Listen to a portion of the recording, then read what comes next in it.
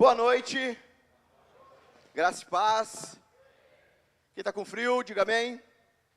Está todo mundo ligado, né? Está um pouco mais quente hoje, um pouquinho, mas o que nos importa é sermos aquecidos pelo fogo do Espírito Santo, pelo poder do Senhor, amém? Não são 1, 2 horas, um pouco desconfortáveis por causa do calor, que vão nos tirar da presença de Jesus, não é verdade? O Sadraque, Mesaque e Abidnego estavam na cova não, sai da cova ou vai para a fornalha, o Sadraque, Mesaque e Abidnego. Estavam na fornalha e lá naquela fornalha, eles continuaram louvando, adorando o Senhor. Sabe, irmãos, às vezes, pode sentar, irmãos, pode sentar. Às vezes nós somos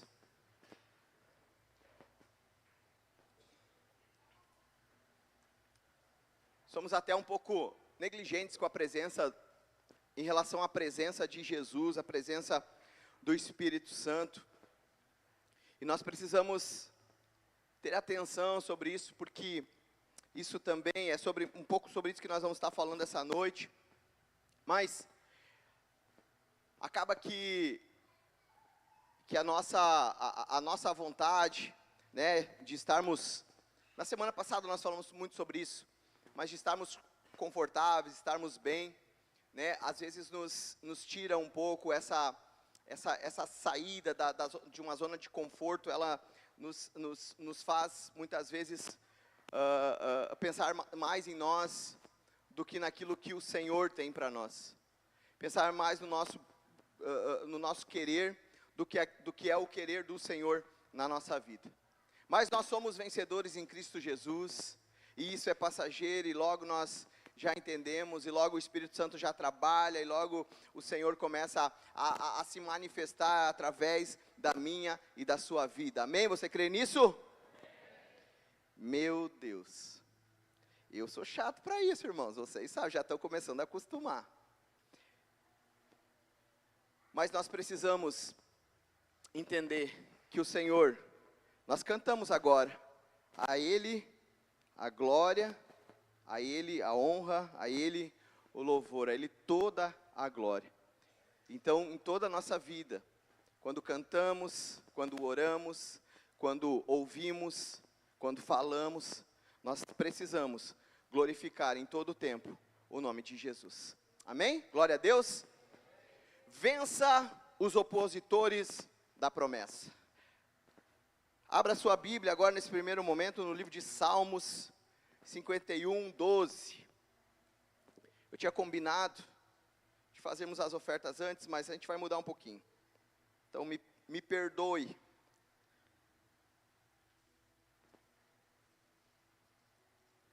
Salmo 51, 12. Você pode pegar sua Bíblia com folhas, você pode pegar a sua Bíblia do aplicativo, desde que fique só no aplicativo da Bíblia, e nós vamos estar lendo. Diz assim, na minha versão, na NVI: devolve-me a alegria da tua salvação, e sustenta-me com o espírito pronto a obedecer. Amém? Em algumas outras versões diz: restitui-me a alegria da tua salvação, e sustenta-me com o espírito pronto a servir. Quem aqui já foi muito, muito, muito alegre com o que o Senhor te deu, com o que o Senhor fez na tua vida? Você regozijava-se de alegria, você regozijava-se pela alegria da salvação. Quem aqui teve essa experiência, teve esse sentimento, daquele assim: Jesus me ama, eu sou alegre porque eu estou com Jesus? Quem teve essa experiência já? Que tristeza. Eu vou repetir. Quem aqui no nosso meio teve aquela experiência quando Jesus te chama? Porque não somos, quando Jesus te escolheu, porque não somos nós que escolhemos a Ele, mas Ele escolhe a nós. Então olha o privilegiado que nós somos, olha quão amado nós somos.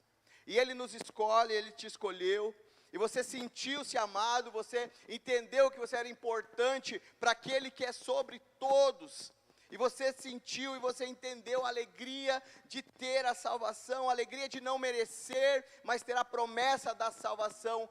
Quem já se regozijou, teve uma grande alegria na sua vida, dá um aleluia.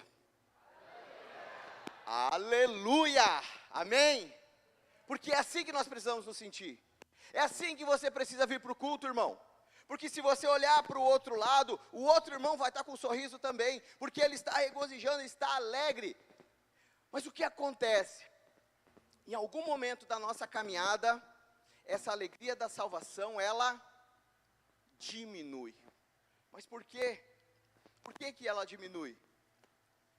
Porque para que a alegria da salvação, ela permaneça sempre mais do que nos encher plenamente, mas transbordar, que a alegria da salvação, para que a alegria da salvação transborde em nossa vida, irmãos, nós precisamos ter um espírito pronto a servir.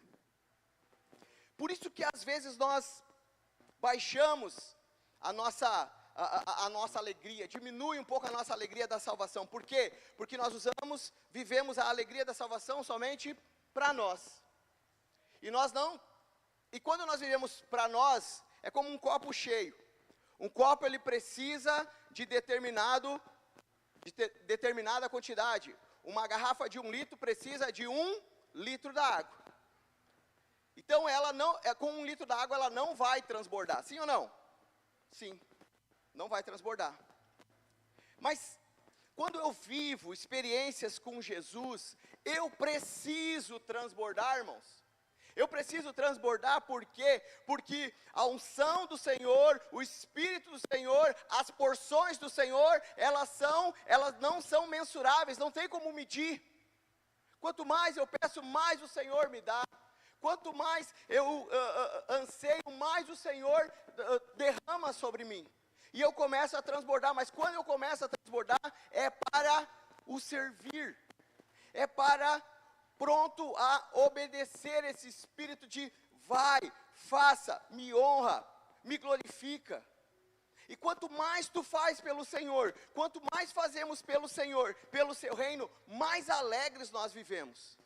E se você pensar agora um pouquinho, enquanto eu tomo esse gole da água, toda vez que você ficou uma temporada sem servir ao Senhor, eu quero que você pense, foi a mesma alegria que você sentiu sobre a sua salvação, quando você serviu o Senhor?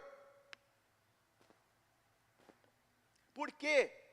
Porque nós precisamos, para ter a alegria do Senhor, é servir, porque quando servimos o Senhor, Ele sempre estará atento, porque Ele precisa nos dar porções, e porções, e porções da sua unção. Porque nós não temos nada de nós mesmos a oferecer, mas quando o Senhor derrama sobre nós podemos fazer muito pelo reino dEle, amém? Então, se um dia você foi muito, regozijou-se, pela presença de Deus na sua vida, e hoje não é tanto, nós precisamos entender que nós precisamos servir. Por quê, meus irmãos? Porque o pior lugar para a gente estar, é onde Deus já esteve, e não está mais. O pior lugar onde nós podemos andar, aonde nós podemos ficar, é aonde o Senhor, aonde Deus um dia esteve e hoje não está mais. Se nós formos ver as 7 igrejas que fala lá no Apocalipse, um dia Deus esteve naquele lugar. Se nós formos para a Turquia, fazer uma volta lá onde é a região, né, que é mais, tem alguns outros países lá, não lembro, sou ruim de geografia, mas se nós formos para aquela região e vermos o que são as igrejas hoje, nós não vamos ver nada. Por quê? Porque Deus não está naquele lugar. Roma, aonde foi o início do cristianismo, aonde foi o início através do apóstolo Paulo, através do apóstolo Pedro, a glória de Deus estava naquele lugar, naquela geografia. Deus estava naquele lugar fazendo maravilhas, a glória de Deus estava naquele lugar, lá em Roma, mas eu ainda não pude ir lá, escolha. Não quis ir para a Europa ainda. Mas prefiro aqui, litoral catarinense, né? Mas aonde Deus esteve, segundo a história, também diz que o corpo do apóstolo Pedro, ele está enterrado lá. Mas o que acontece, irmãos? Deus não está mais naquele lugar. A glória de Deus não está mais naquele lugar. Por quê? Porque o Espírito Santo, para se manifestar, precisa de alguém. E não tem se levantado, na Europa não tem se levantado, graças a Deus, que começa um novo mover, um novo momento, onde missionários estão indo para lá. Mas hoje a glória de Deus não é manifestada em Roma, na Europa, por quê? Porque ninguém tem se levantado. E é um lugar triste, onde Deus já esteve, onde a glória de Deus já esteve e não está mais, é um lugar triste de estar. Por quê, irmãos? Porque Deus, apesar de lindas catedrais, apesar de lindas igrejas que tem na Europa, tem em Roma, tem por todo aquele lugar onde Deus habitava, onde a glória de Deus estava, Deus não habita em templos feitos por mão de homens. Se eu pedir para essas paredes, essas cortinas, para essa decoração glorificar, vai glorificar, irmãos? Mas às vezes a gente pede para a igreja glorificar, parece que as paredes falam mais alto. Entende? Isso não é uma chamando a atenção. Não é. Mas é só uma questão de nós entendermos que nós precisamos servir o Senhor para manter uma alegria da salvação. O Senhor precisa de mim e de você. Mas que prepotência, né? O Senhor precisa de mim. A obra dele ele vai acontecer da mesma forma, nós querendo ou não. Mas Ele quer nos usar, Ele nos escolheu. Então, Ele quer escolher você. E nós precisamos viver essa realidade. Por quê, irmãos? Porque é muito triste uma igreja que teve Deus e hoje não tem mais. Uma célula que Deus habitou e hoje não habita mais. Uma casa que Deus habitou e hoje não habita mais. Uma família que Deus habitou e hoje não habita mais. Um lugar que Deus habitou, uma pessoa que Deus habitou e hoje não habita mais. É o lugar mais triste que nós podemos estar ou querer estar. Então nós precisamos desejar fazer com que o nome de Deus seja glorificado e desejar que o nome de Jesus seja honrado todas as vezes que nós nos reunirmos. Amém? Glória a Deus. Por quê, irmãos? Porque essa é uma característica de uma igreja forte. Você está numa igreja forte? Amém? Pastor, pode ser que não seja muito forte. Mas o importante é a igreja ser forte. Porque uma das características da igreja forte é uma igreja alegre. E como que a gente sabe quando que uma igreja é uma igreja forte?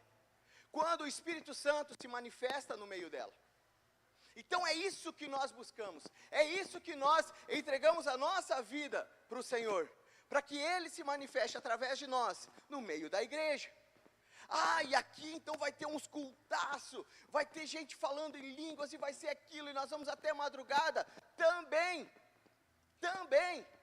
mas além de falarmos, de glorificarmos o nome de Deus, uma igreja forte é a igreja que sai das paredes, que sai do seu quadrado, glorifica o nome de Jesus e anuncia a sua salvação.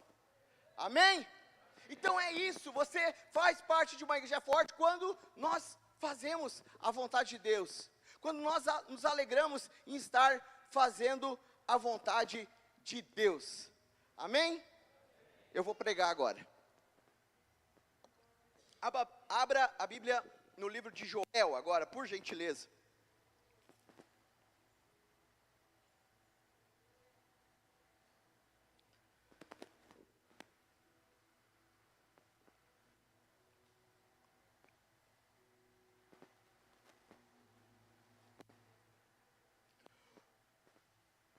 O livro, o ministério do profeta Joel, ele se deu em um contexto de uma praga de gafanhotos que estava consumindo Judá na época. E o que ele falava essa praga de gafanhotos era o presságio, né, do dia do Senhor. Então é um livro que ele tem seu momento histórico, que ele fala daquele momento, daquilo que estava acontecendo, mas ele também tem uma mensagem escatológica sobre os tempos futuros. Mas eu queria trazer nessa noite, irmãos, algo para a nossa prática, algo para a nossa vida, que são opositores, inimigos da promessa de Deus a cada um de nós.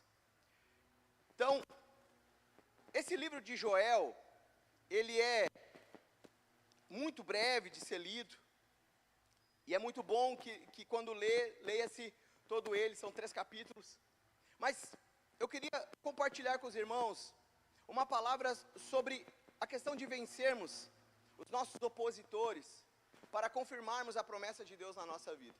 Na semana passada a gente falou sobre comprometimento, hoje nós vamos falar sobre enfrentar, quem for preciso enfrentar. Joel 1, diz assim, a palavra do 1, versículo 1, a palavra do Senhor que veio a Joel, filho de Petuel, ouçam isso, anciãos, escutem todos os habitantes do país, já aconteceu algo assim nos seus dias, ou nos dias dos seus antepassados? Contem aos seus filhos o que aconteceu, e eles aos seus netos, e os seus netos à geração seguinte. O que o gafanhoto cortador deixou, o gafanhoto peregrino comeu. O que o gafanhoto peregrino deixou, o gafanhoto devastador comeu. O que o gafanhoto devastador deixou, o gafanhoto devorador comeu. Acordem, bêbados, e chorem. Lamentem-se todos vocês, bebedores de vinho. Gritem por causa do vinho novo, pois ele foi tirado dos seus lábios. Uma nação poderosa e inumerável invadiu a minha terra, e os seus dentes são dentes de leão, suas presas são de leoa. Arrasou as minhas videiras e arruinou as minhas figueiras. Arrancou-lhe a casca e derrubou, deixando brancos os seus galhos. Plantei-se como uma virgem que veste lutos, que se lamenta pelo noivo da sua mocidade. As ofertas de cereal, as ofertas derramadas foram eliminadas do templo do Senhor. Os sacerdotes que ministram diante do Senhor estão de luto, e os campos estão arruinados, a terra está seca, o trigo está destruído, o vinho novo acabou e o azeite está em falta. Amém? Até aqui. Um cenário de tragédia. Amém?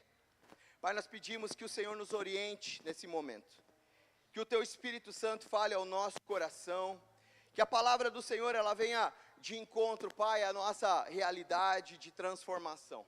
Fala a cada um de nós, que nós possamos, Senhor, vencer agora o cansaço, vencer a distração, nada, Senhor, que impeça da Tua palavra falar ao nosso coração, ela venha a ser maior, Pai, no nome de Jesus, mas que venha a ser agora destruída toda a tentativa de Satanás, toda a tentativa do diabo em tirar a atenção da igreja agora, mas nós possamos ter, Pai, o nosso coração e a nossa mente voltados agora à Tua mensagem, à palavra do Senhor, em nome de Jesus. Amém? Quando fala sobre o desenvolvimento aqui de uma praga, a evolução do gafanhoto, quando nessa versão ela fala sobre o gafanhoto cortador, enfim, como o peregrino, eu li. Mas tem uma versão que eu gosto mais, que diz assim: o que ficou da lagarta, o gafanhoto comeu. O que ficou do gafanhoto, a locusta comeu. E o que ficou da locusta, o pulgão o comeu. São 4 fases que o inimigo usou, que essa praga veio e arruinou a terra. E não que são 4 fases, mas existem fases dos opositores nos atacando. Existem fases, momentos, estratégias que os nossos inimigos opositores atacam a igreja de Jesus, atacam o cristão, atacam o crente. E eu queria fazer uma analogia sobre essa passagem e os ataques que nós, como igreja do Senhor Jesus, sofremos. Então, O primeiro ataque aqui que fala é sobre a lagarta. A lagarta, ela é, pelo que eu estudei um pouquinho, ela se alimenta, mas roendo. Ela é um roedor, começa a roer as folhas, o caule, sementes. E esse estágio desse verme, ele acabou de sair do ovo, ainda é pequeno e ele apenas se alimenta. Então, quando nós tentamos fazer um paralelo à nossa vida, nós podemos usar isso como uma negligência de nossa parte. Uma negligência do cristão, uma negligência da igreja. Por quê? Porque foi plantado, seu sonho está plantado, sua semente foi plantada, você já tem a terra é boa, a terra vem do Senhor, você plantou a sua semente, mas existe uma negligência que é o descuidado, o descuido e a distração. Quando isso acontece? Quando eu dou atenção, irmãos, as coisas mais passageiras deste mundo do que as coisas que vêm de Deus. As minhas necessidades humanas do que as promessas de Deus. Então, a lagarta na lavoura, eu não sou um exímio plantador, então eu não tenho muita propriedade para falar isso, falo daquilo que eu estudei um pouquinho e li. Mas a lagarta é quase, um verme, um inseto, não sei se posso chamar assim, mas quase imperceptível. Ele é pequeno, às vezes um pouquinho maior, mas na palma da mão ele fica, logo que ele sai do ovo ali, ele fica pelo chão, sobe um pouquinho no caule, e ele fica roendo. Coisas que nós fazemos, quando nós negligenciamos a oração e a vigilância. Orar e vigiai. Por quê? Porque o inimigo, ele está atento, ele está à porta. Tu está confiando nessa promessa? Beleza. Mas eu não vou te facilitar. E quando ele vê a nossa negligência, quando vê que a gente só pede, venha ao meu reino, mas quando a gente não coloca essa vigilância através da oração, essa negligência faz com que o inimigo, ele comece a atacar. Devagarinho, vai roendo. Uma bênção aqui, uma promessa aqui, uma coisinha aqui, uma parte da tua vida ali.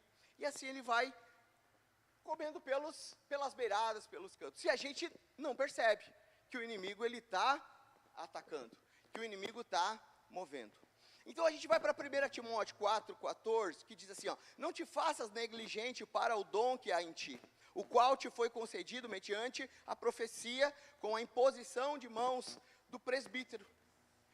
2 Crônicas 29 diz, filhos meus, não sejais negligentes, pois o Senhor vos escolheu para estardes diante dele, para servirdes, para ser seus ministros e queimadores de incenso. E no Provérbios 18:9 diz, quem é negligente no seu trabalho, já é um desperdiçador.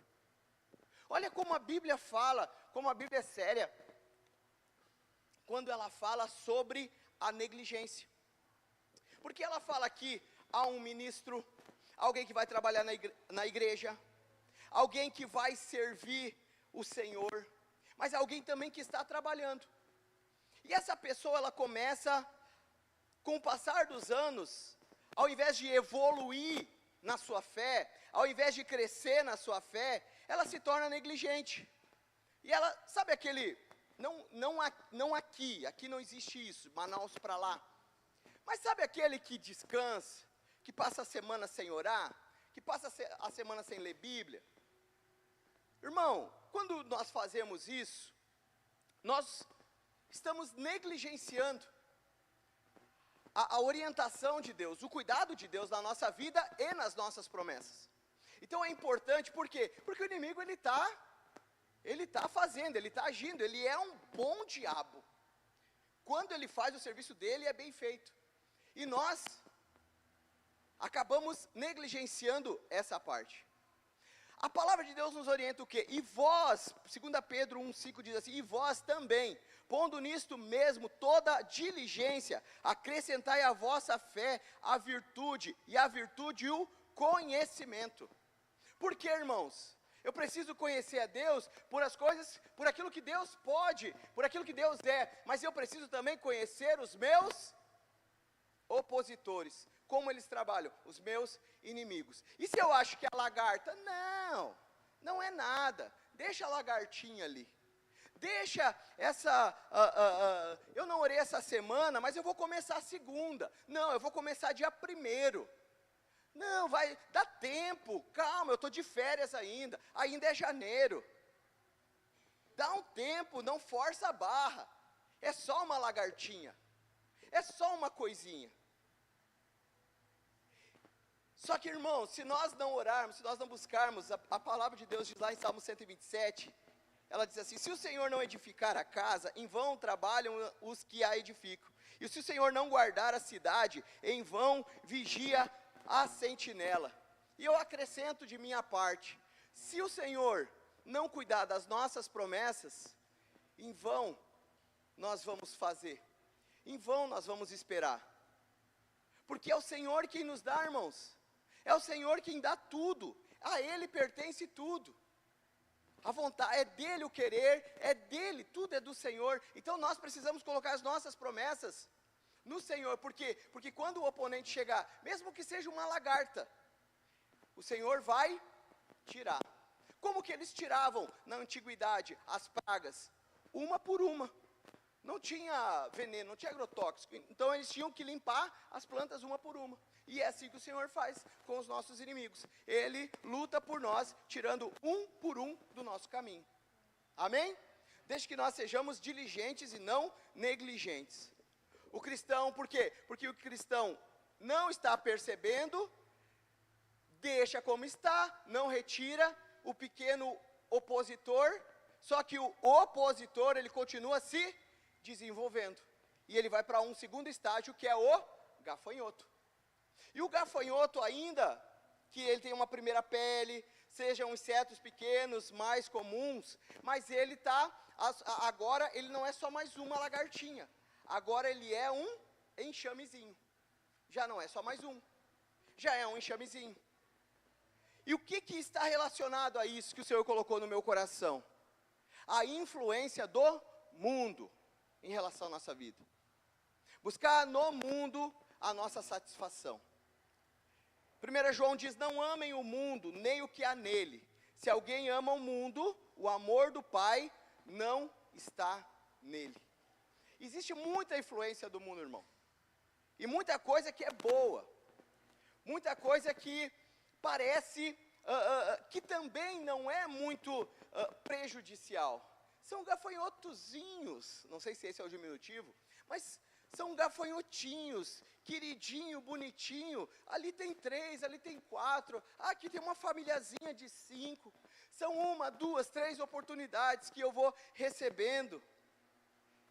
Irmãos, quando Jesus diz, na sua oração lá em João 17, não peço que os tireis do mundo, mas que os livre do mal, não são do mundo, como eu do mundo não sou. Isso quer dizer o que, irmãos?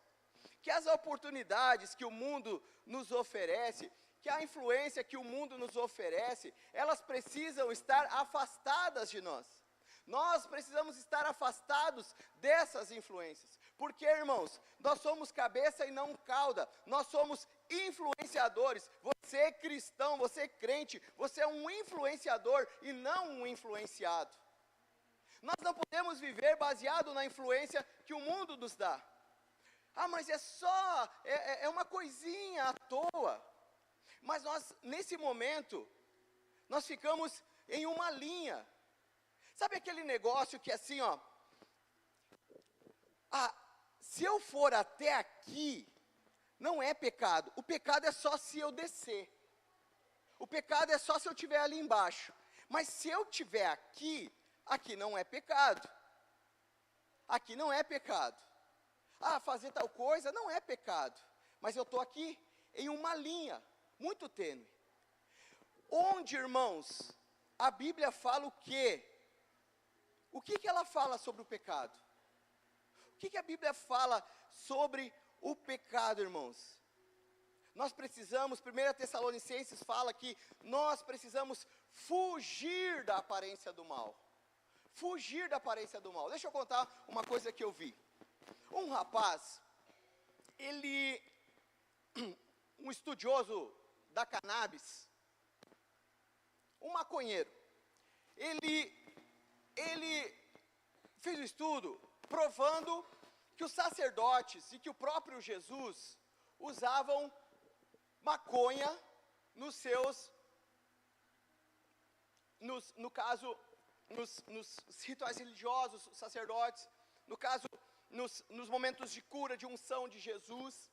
E ele disse, e ele tem um livro sobre isso, eu nem vou dar mídia para esse maluco, mas ele começa a dizer que a Bíblia libera a maconha. O que um maconheiro vai falar, irmãos? Vai falar que a Bíblia libera a maconha? Claro que sim. Só que eu estava olhando as teses dele, os argumentos dele, é só, na maioria daqueles que querem trazer o erro, trazer o pecado para a sua vida, mas eles querem um argumento bíblico, eles pegam só uma faixinha, eles não pegam todo o contexto, eles não pegam a palavra, eles não pegam tudo que está na palavra. O que ele faz? Ele começa a tentar convencer as pessoas que o pecado é liberal. Aquilo que ele quer viver, por quê? Porque ele está nessa linha aqui. Só que ele quer estar lá embaixo. Mas ele sabe que estar lá embaixo é errado. Ele sabe que estar lá embaixo é prejudicial. Ele sabe que estar lá embaixo vai levar ele para o inferno. Então, mas ele está tão bom, mas está desconfortável aqui. Quando Jesus diz assim, ó, te afasta do pecado. Sai de perto disso. E pasmem, irmãos, pasmem. Tem crente que cai nessas lábias. Crente que cai e acha que qualquer coisinha, que é possível de uma forma argumentar por 1 ou 2 versículos da palavra de Deus. A palavra de Deus, irmãos, é uma palavra de redenção. Ela nunca vai trazer algo daqui que prejudique. Então, nós precisamos parar de flertar com o pecado.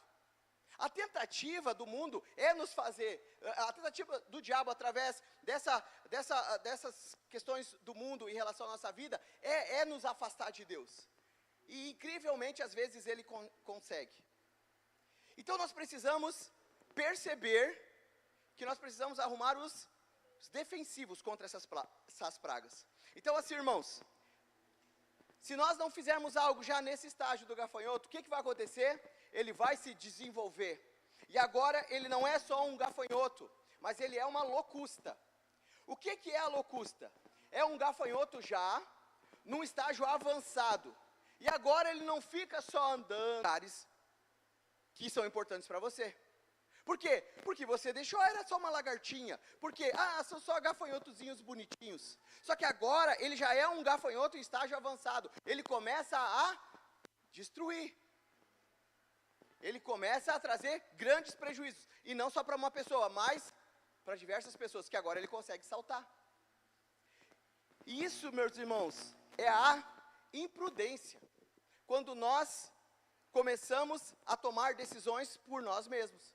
Tomamos decisão para a nossa família, tomamos decisão por nossa família, por trabalho, e começamos a tomar decisões erradas.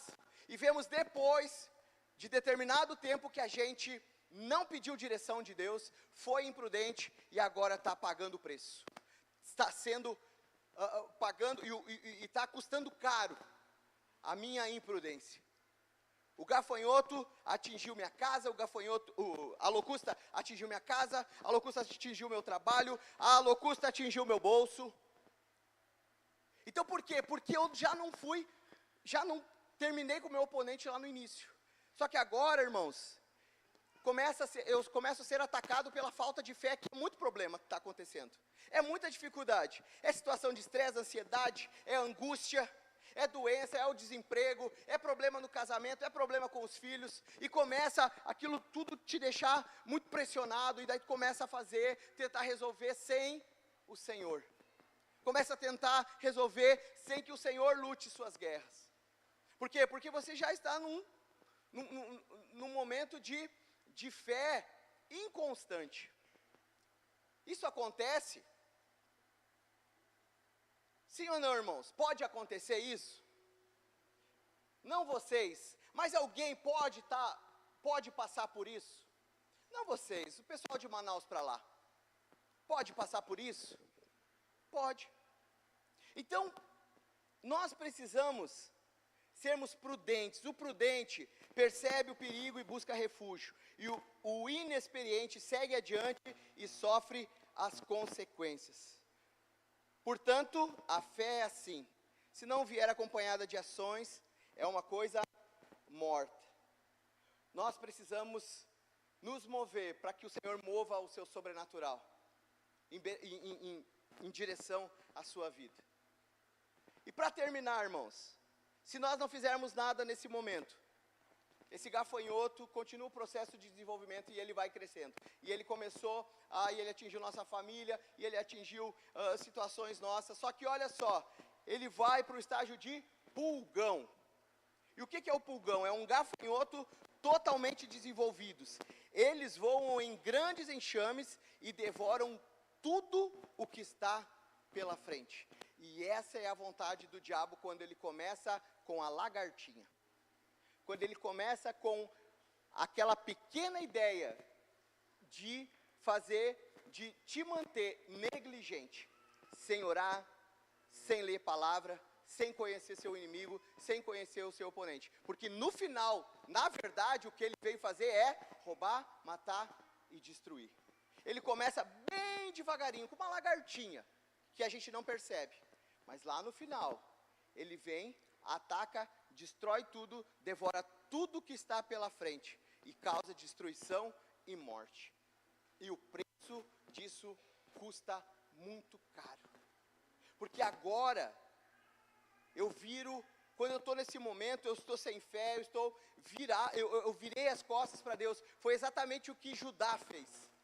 Judá tinha suas costas viradas para Deus, quando veio essa praga e destruiu com aquela terra.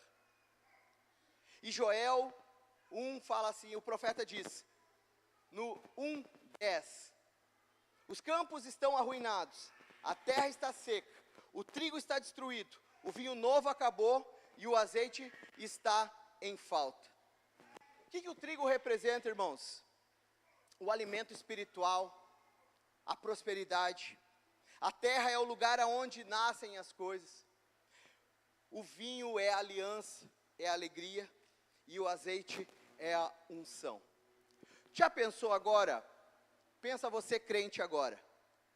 Você destruído, sem um alimento espiritual. Você sem um lugar aonde plantar. Você sem uma aliança. Sem a alegria da salvação. E você sem o azeite, sem a unção. Como que um crente fica sem isso? Como que você ficaria sem esses elementos, irmãos? Como que você ficaria sem tudo isso na sua vida? É isso que o diabo destrói na nossa vida. Mas o mesmo profeta que traz esse cenário de destruição, ali no em Joel 2, deixa aberto a Bíblia, Joel 2, no verso 12, olha o que ele diz ali. Agora, porém, declara o Senhor, voltem-se para mim de todo o coração, com jejum, lamento e pranto. Esses são os defensivos, são essas as formas que nós venceremos os nossos opositores, mesmo que a terra estiver devastada, porque Judá estava devastada, mas o Senhor veio e disse assim, trouxe um chamado ao arrependimento. Então tem saída para tudo, irmãos. Tem saída até para destruição, para caso de destruição, caso que não vê mais cenário favorável. Mas o Senhor chama Judá e chama nós, chama a igreja dele ao arrependimento. E ele diz, arrependam-se, voltem para mim, voltem de todo o coração, com jejum, com lamento, com pranto, porque são é isso aqui que vai fazer vencer os nossos opositores, irmãos. É isso que fará nós vencermos. Mas isso é confortável? Claro que não. Mas que guerra que vai ser vencida com conforto? Nenhuma. Só que agora, o que vai... Eu quero continuar no meu conforto, mas manter a minha terra destruída, manter minha vida destruída, manter minha vida financeira destruída, manter minha vida familiar destruída, é isso que eu quero? É isso que você quer? É isso que o gafanhoto, que todas as fases foram e destruíram sua casa, destruíram sua vida espiritual, você já não crê mais, você já não ora mais, você já não acredita mais, você já tem dúvidas em relação a Deus, é assim que nós vamos viver? Não, isso é morte. Isso é morte, e o Senhor diz, se nós nos arrependermos, se nós buscar, Ele responde lá no 2:19, e Ele diz assim, o Senhor respondeu ao seu povo, estou enviando para vocês, trigo, vinho novo, azeite, o bastante para satisfazê-los plenamente, e nunca mais farei de vocês objeto de zombaria para as nações. Irmãos, eu não sei se você entendeu, mas quando o Senhor diz aqui no verso 19, que Ele vai devolver o trigo, vai devolver o vinho, vai devolver o azeite, Ele está dizendo que Ele é um Deus de restituição. Esse é o Deus que nós servimos, irmãos, um Deus de restituição. Agora, se nós cremos ou não, é sua parte, é de sua competência, é de sua fé. Mas lembre-se que sem fé é impossível agradar a Deus. Então o Senhor, Ele está pronto a restituir, mesmo aqueles que viraram as costas para Ele, mesmo aqueles que até têm dúvidas se Ele pode fazer. Mas Ele diz, eu sou um Deus de restituição, sou eu que faço voltar o alimento espiritual, sou eu que faço voltar a aliança, sou eu que faço voltar a unção, sou eu que faço voltar a alegria da salvação, sou eu o Deus poderoso. É Ele que restitui, irmãos. No 25 diz assim, ó, vou compensá-los pelos anos de colheita, de destruição. E ele cita de novo ali as pragas. O que nós entendemos disso, irmãos? Que quando Deus, Ele vem e vai compensar todo o tempo que a gente não colheu, o que Ele está dizendo para nós? Que Ele é um Deus de abundância. Ele é um Deus de abundância. Se você plantou para 1, você vai colher para 100. É isso que o Senhor está dizendo. É isso que Ele está dizendo, que se você mesmo que não plantou, por causa das pragas, mesmo que você não plantou, por causa da sua falta de fé, mesmo que você plantou, mas negligenciou, mesmo assim, Ele é um Deus de restituição e Ele é um Deus de abundância. O que nós precisamos é crer no Senhor. Você precisa crer, igreja. Nós precisamos crer, porque senão nós vamos manter a nossa vida na mesma coisa, e daqui 30 anos, irmãos, vocês vão olhar para trás, e nós podemos olhar para trás daqui 30 anos, e vermos que nós somos os mesmos crentes de 30 anos passado, e isso não é de Deus, isso não é para você. Quantos anos você vai ter daqui 20 anos? Faz a conta. Então, você vai olhar para trás e vai ver, 2025 foi o ano da minha mudança. Foi ali onde eu entendi que Deus é um Deus de restituição, que tudo que eu tinha perdido antes, Ele restituiu, Ele trouxe de volta. E agora, esses próximos 20 anos, depois do 25, eu só usufruí do que Deus me deu, eu só colhi, porque eu plantei em boa terra, e o Senhor, o meu Deus, cuidou, e o Senhor, meu Deus, restituiu, e o Senhor, meu Deus, me deu com abundância. Aleluia!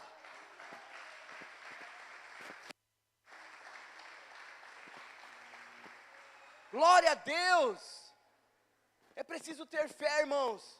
O nosso Deus, Ele não mede em nos dar o melhor da sua terra, comer o melhor dessa terra, mas Ele tem muito mais para nos dar.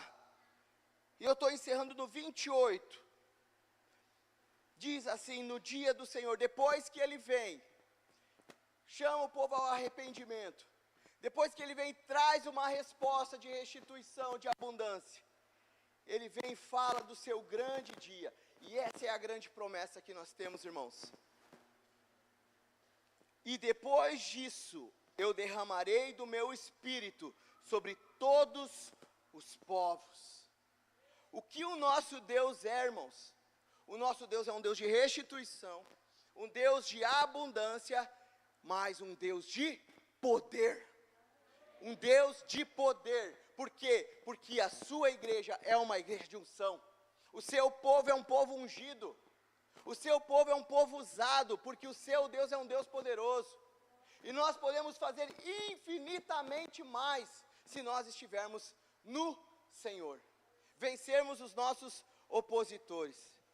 Porque, irmãos, se nós formos ver na historicidade,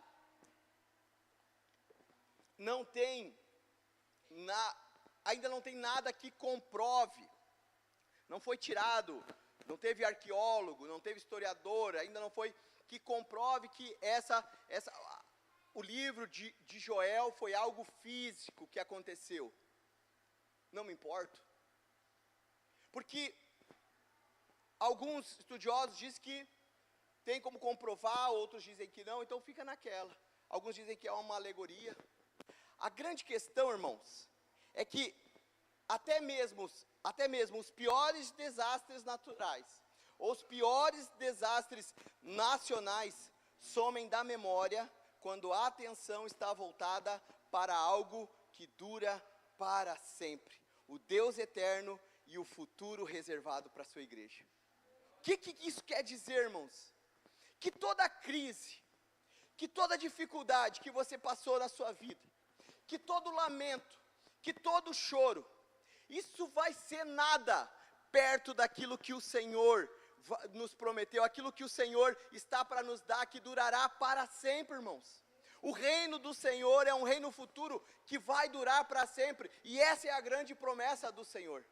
Então, se de todos os lados você está pressionado, se de todos os lados pressionados, mas não desanimados, perplexos, mas não desesperados, somos perseguidos, mas não abandonados, abatidos, mas não destruídos. Nós somos a igreja do Senhor. Amém? Coloca de pé.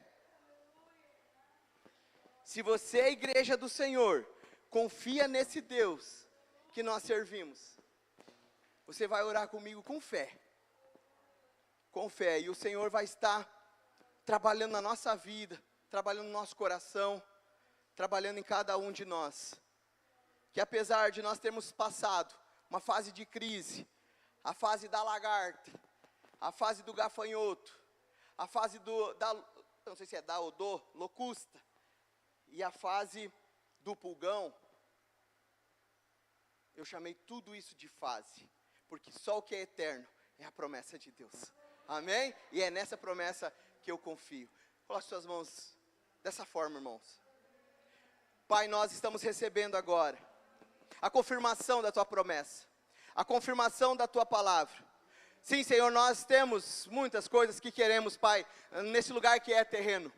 Mas o que, Senhor, os nossos olhos querem contemplar, aquilo que é eterno, aquilo que é futuro, aquilo que nós recebemos, Senhor, não por obras, mas por fé, aquilo que nós recebemos, Senhor, obedecendo, aquilo que nós recebemos, Senhor, sendo diligentes, aquilo que nós recebemos, Senhor, crendo na palavra, crendo na promessa. Nós amamos o Senhor, amamos o Teu reino, queremos, Senhor, estabelecer o Teu reino aqui na terra, no nome de Jesus, que o avivamento do Senhor, como prometido, sobre toda a carne, todas as nações, venham sobre nós, venha sobre essa igreja, Pai, no nome de Jesus, que o Senhor continue sendo o nosso Deus provedor, restituidor, que o Senhor continue, Senhor, sendo o nosso Deus abundante, Pai. Nós sabemos que não merecemos, mas, Senhor, sabemos que o Senhor nos dá, porque o Senhor promete, o Senhor cumpre, o Senhor nos ama, o Senhor derrama, é do Senhor que vem todas as coisas, e é por isso que nós confiamos no Senhor. Nos levantamos agora, Senhor, contra os nossos opositores, não seremos mais, Senhor, negligentes, não importa, Senhor, se é uma pequena ameaça, não importa se é algo insignificante, nós vamos tirar, remover da nossa vida, nos afastaremos do daquilo, Senhor, que nos afasta de Ti, Senhor, e cumpriremos o Teu chamado, porque nós somos igreja do Deus vivo, em nome de Jesus, em nome de Jesus, amém? Você pode aplaudir a Jesus? Glória a Deus!